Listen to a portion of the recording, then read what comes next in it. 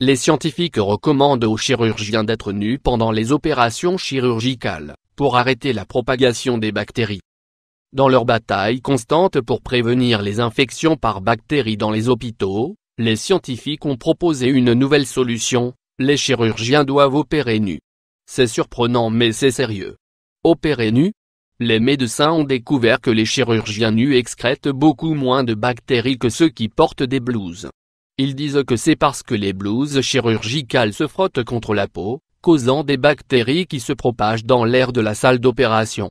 Dans un autre défi à la pratique conventionnelle, les scientifiques ont dit qu'il y avait peu de différence entre les chirurgiens opérant dans leurs vêtements normaux plutôt que vêtus en blouse chirurgicale. Le journal de l'Université de Washington, basé sur des recherches existantes, a également observé que les chirurgiens masculins excrétaient 2 fois plus de bactéries que les femmes, et que les femmes portant des collants dans la salle d'opération présentaient un risque plus élevé que celles aux jambes nues. L'auteur principal de l'étude, le Dr Patchen Dellingue, a dit qu'en termes d'excrétion de bactéries dans l'air, les personnes nues libèrent moins de bactéries que les personnes vêtues. Les bactéries se propagent dans l'air et à travers les petits flocons de peau appelés squames, et quand vous portez des vêtements, ces derniers se frottent contre les squames et les envoient dans l'air. Quand vous êtes nu, cela n'arrive pas. Le Dr Dellingue, 73 ans, a ajouté également que quand il exerçait dans les années 1970, les infirmières devaient porter des jupes et des collants, mais il y a de très bonnes preuves que les infirmières aux jambes nues produisent beaucoup moins de bactéries que les infirmières en collant. Une nouvelle directive a été émise selon laquelle il fallait porter un bonnet spécial pour couvrir tous les cheveux, mais pour le Dr Dellingue, il n'y a pas de données qui montrent une différence avec le fait de ne pas en porter.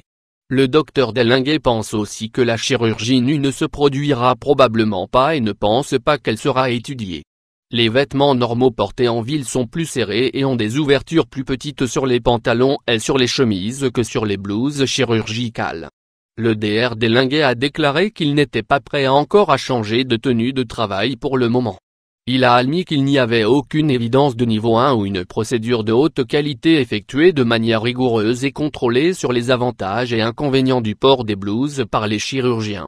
Il affirme qu'il y a un grand nombre de choses que les médecins font avec, et pour, les patients et qui ont du sens, et semblent avoir de bons résultats.